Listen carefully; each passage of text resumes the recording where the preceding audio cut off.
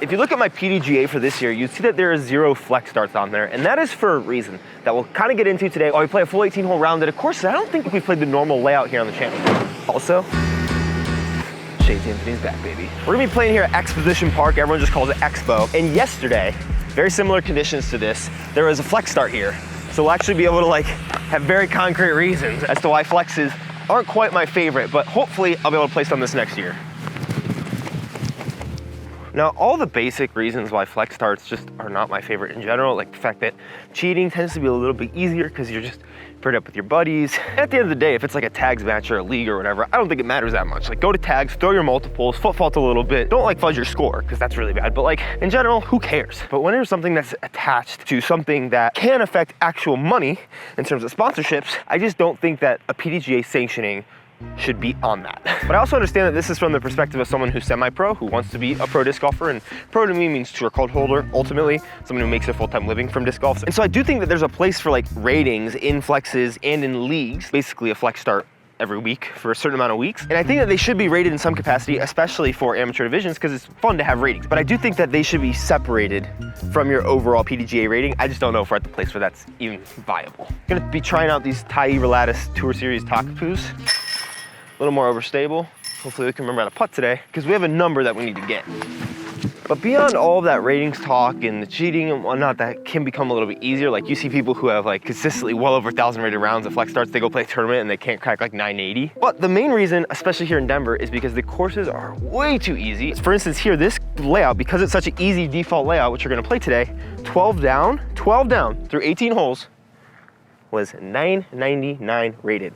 Shout out to Isaac Manger, one of my buddies, as well as Oscar Pena for shooting that 12 down yesterday. And so today we're gonna try to shoot 1,000 rated round here, which is 13 under par. For me, it tends to be easier at the harder courses to shoot 1,000 rated, but we're gonna try to do it today. But if we can at least tie 12 down for every stroke worse than that, with my own bag, just normal disc, gonna be playing straight up, acting like I'm in a tournament, come my announcement, which will be coming towards the end of the month, one of probably the last 3 days of the month or so, something related to that will be given away, and we'll refer back to this video for that. But hole one, straight ahead, 260 feet to get started. We're gonna go with this Prism Plasma Envy. Ultimately, the name of the game today is just gonna be put it in circle one, make your putts. Birdie or die course. It's not my favorite, especially for tournaments, but I think it does have its place in teaching you valuable lessons, which is why Denver disc golf can be a little boring, but at the same time, it can teach you a lot. If eventually I ever get to a course on tour that's way harder than this, but also birdie or die, maybe I'll have better birdie or die skills, because it is kind of a skill set.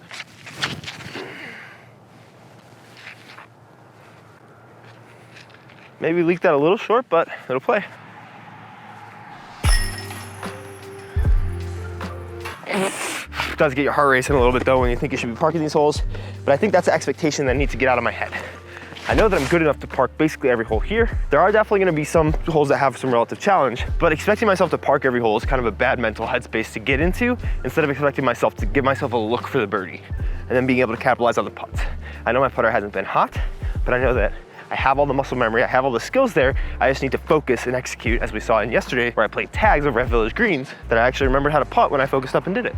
Getting heckled by a crow over there. This course does have really nice like safari layouts. Like one of my favorite tournaments of the year was the Dragon Disc Down, the 3D that I played here. And they like utilized some baseball fields, some cool triple mandos. There were some par fives, some par fours. This one's gonna be 248. But one of the other crazy things about a tournament like the flex start that happened yesterday is when the courses are so easy, ratings are based on obviously who's in the field, who's playing, but also how easy the course is. And if it's not hard enough for there to be scoring separation, the points per stroke, basically how many ratings point you go up or down for every stroke better or worse you shoot, gets way bigger. So like at a super hard course, like when I played New London, the points per stroke was like 5.5. So if I shot one stroke better, my rating might've gone from 990 to 995. But at a course like this, gosh, these guys are just heckling me from all over the place. What the heck? But at this course, you can see 12 down right there is 999. And 10 down is 970. 14.5 points per stroke. So that means that if you shoot 13 down, you shoot 10-13, which is a lot better than just over 1,000.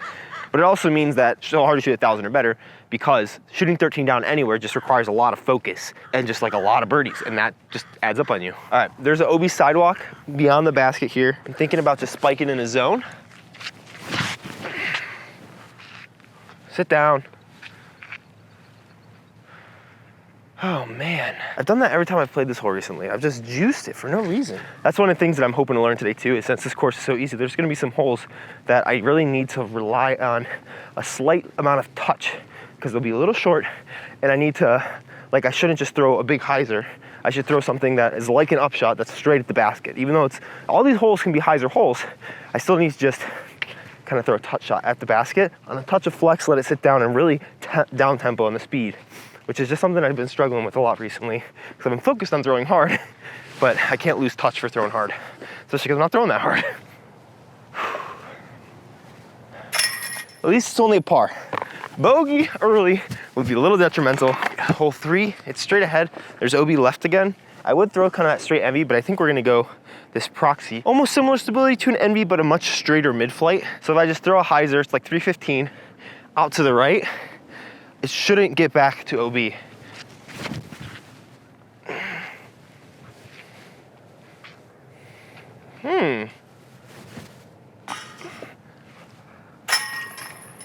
Kind of breaking some of my rules here today, honestly, because the way that I've seen a lot of pros play disc golf and the way that I think is probably best is disking up to a disc that you only need to throw 60 to 70% power when it's in the open. So you have an open shot, throw a hyzer with a disc that you don't really need to throw too hard, because if you're throwing a disc that you can get to the basket, but to get it maybe 30 feet past the basket, you have to kind of juice it a little bit. Just disc up a little bit when you're in the open, because if you have a disc that you can miss long and short with, that like increases your window of putting it inside the circle. 324 straight ahead. We're just gonna go CD1 on a hyzer. A little too much disc, like I can definitely get there with my mids. I slipped. But that's why you throw that faster disc, because I think I just inside the circle even with a little slip there. Coming back to flex starts though, the reason I really didn't play any this year is because this year, my whole goal in getting a disc golf contract, which announcement coming within the next couple weeks, my whole goal with that was get my rating as high as I possibly could. I basically wanted there to be less reasons for a company to say no, if you know what I mean. I knew that coming in mostly as a creator instead of a disc golfer would create a little bit of a unique circumstance that really hasn't been done in disc golf yet with like real money. So I wanted to make sure that like there were just less reasons for a company to say no to me. So get my rating up, sell some discs, and build my social media. And flex starts just are not a good place for that because you can shoot really good rounds. Like I've had friends who shot 1060 rated rounds at flex starts, but it's also equally easy to shoot 12 down, which is a great score basically anywhere. Like anywhere that you could shoot 12 down or better, I think it's a phenomenal score, just because mentally it just takes a lot to get there, and you still don't even shoot 1,000 rated.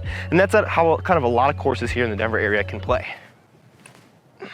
But honestly, a lot of it was like contractual for me this year, as I didn't want to like jeopardize my chances by playing all right, or maybe just like slightly being off, but the course is so easy that there's no scoring separation, that somebody who 920, 930 rated can pop off and have like a really good round. That wouldn't be possible at a course that has much more OB, because like I really shanked that shot on that slip and I still had a circle one birdie.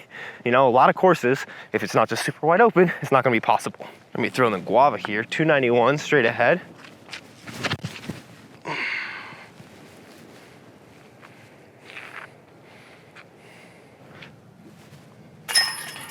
I'm making them, but I'm still a little scared on my makes. So that second one was a good correction. Use a little more wrist, trust that I can keep it on the right line. I think flex starts are such a good part of disc golf, which is why I almost wanted to title this video "Flex Starts Are Dumb," and I might still do that because controversial, get some clicks, I don't know. But I don't think they are. I really like them for a lot of things, but if you're really trying to get your rating up, you have to be super picky choosy about the courses that you play for tournaments and the flex starts for the most part. Obviously, if you're good enough, you're just gonna play well everywhere, but I didn't trust myself throughout most of the season to always be that good, so I wanted to make sure that I kind of bring it for the right tournaments, and that's why my rating went from 953, 954 to 988 throughout the season. So I definitely am excited to hopefully play some flex starts here this next year, especially as hopefully my contract is never based on rating, or at least minimally based on rating, because of you guys, essentially. Thank you.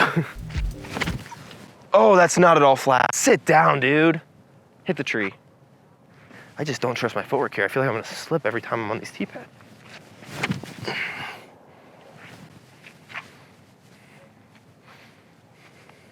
All right, hopefully we didn't sneak out of bounds. Then I'm gonna really have to focus on maybe adding a slight bit of stagger, because I'll probably lose a little power, I'll lose a little bit of my typical timing, but kind of moving forward into the brace instead of just laterally will be a lot more helpful to kind of stop that momentum, is kind of my thought process. We'll see if it works. That's disappointing. So I tried that on the last shot that I threw here, which was a strike, and it's absolutely under the pin. I think strike might have been the right shot anyways, especially that C-line plastic gets, that was actually something to learn, is since it's so cold, that C-line plastic is like really stiff, which makes it a little harder to throw for sure. Oh, dang. That means I only have one more par to get the whole round. It's all right, that's doable. What's kind of funny too is, I don't know if this is just me, but I almost always tend to play worse on birdie or die courses because I feel like it's almost a given that I'll birdie. Like you look at this 220-foot hole straight ahead and you're like, this is a birdie every single time. Every single hole here you look at, you're like, this is a birdie every time. And so you kind of take your guard off. So I really need to focus up a little as well. At 220, we're gonna give a touch of flex to the zone so we don't juice it too much.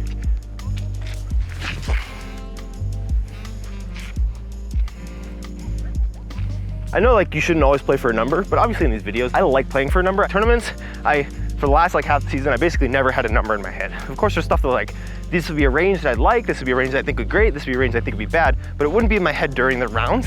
For YouTube videos though, one, I say fair game, because it's fun, and it creates stakes at the beginning of the video.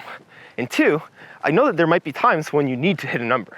Like in a tournament, you're chasing somebody down, and you're like, if I shoot 12 down, I can win today. If I don't, I can't. And so that's in your head and you know that. I think all of the greats probably do that from time to time. And so YouTube videos where there's low stakes, obviously like maybe some Frisbees on the line in this one, maybe, who knows? Not some video coming soon. It's not that big of a deal, but it's a fun way to practice that. And so now knowing I only have one more par for this whole round if I want to get my goal, whew, that's tough. They call it 397, so definitely reachable. I think interval, because we got slight head left to right, we just gotta force it over slightly. Oh, now we got a texture tee pad. Maybe the other ones just get played a lot more than this one.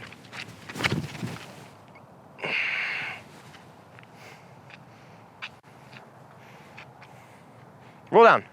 All right, basically perfectly pin high, but a little left.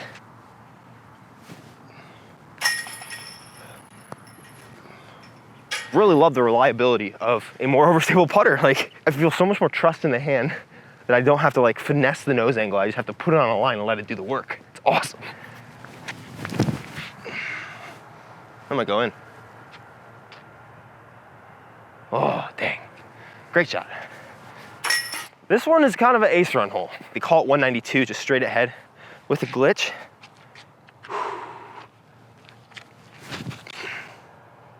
Stay in the air. Ah, dang it. Hit the pole though. I think I lied to you guys. I don't think it hit the pole. I'll tell you what though, I genuinely think the glitch is gonna be in my like actual tournament bag. All right, hole 11, they call it 267, straight ahead. I think it's gonna be a proxy.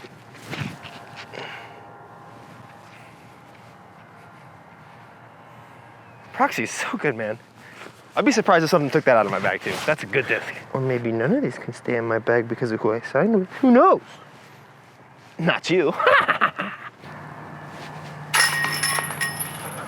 You know what I think this Mania really needs to make that I should ask him about? I'm just thinking about like my CD1 that's sitting in the water over there still. Is that C-line is just not gummy enough. What if they made a metal flake C-line one? Still be pretty overstable, but not quite as overstable as that and a lot gummier. Whew.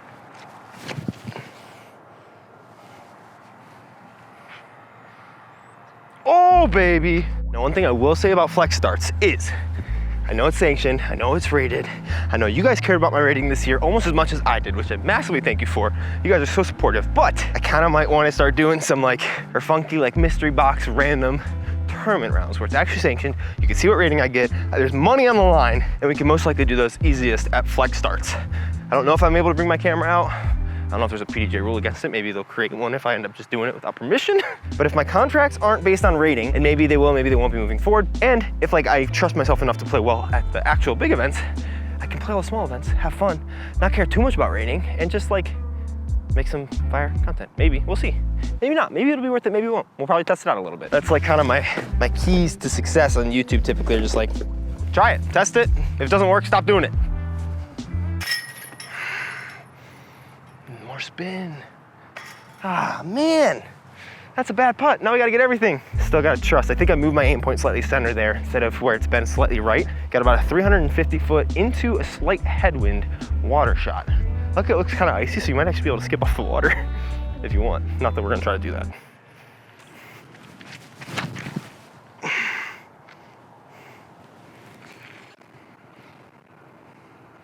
Whoa!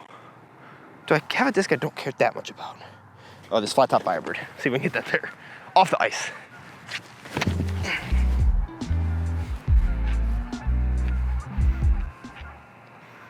What?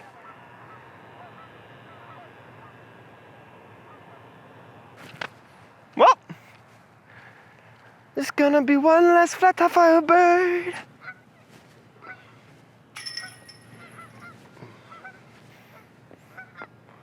No.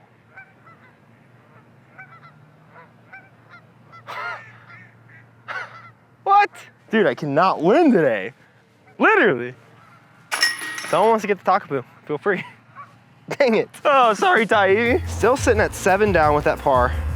This one's 327 straight ahead in a slight left to right. So I think we're gonna go with this kind of straighter envy, kind of right at it. And however many giveaways happens will be announced over on my Instagram at the announcement date in correspondence with the announcement video, because Instagram's a little easier to run giveaways on.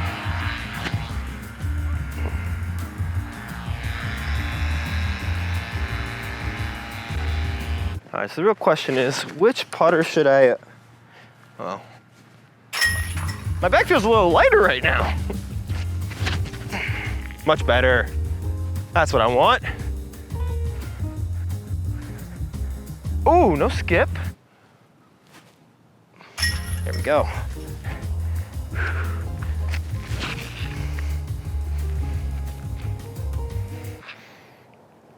Oh, dude.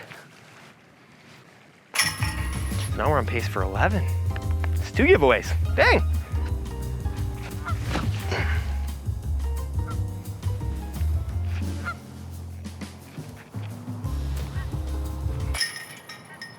Gotta get those a little flatter. So now we gotta get 18 to just get to 10 down, which is like 970. Ugh. I'm excited, I'm gonna be traveling here soon. We're gonna have a little Florida series. I don't know if anybody else is gonna be there, but we're gonna go and just see if we can shoot 50 under par across like 5 or 6 videos. Just casual, start on Christmas Day, my little Christmas present to myself and to you guys, just casual, fun rounds at a bunch of fun courses that are not Heiser Fests. Can't wait.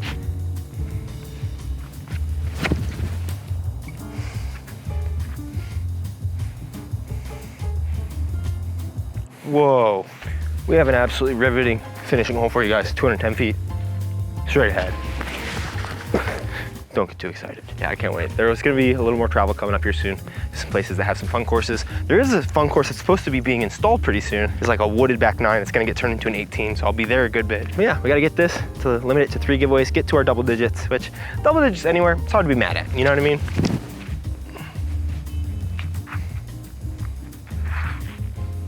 There we go. Now I'll ace it real quick for the crowd with a glitch. Oh, that needs to sit. Now this might be gone forever.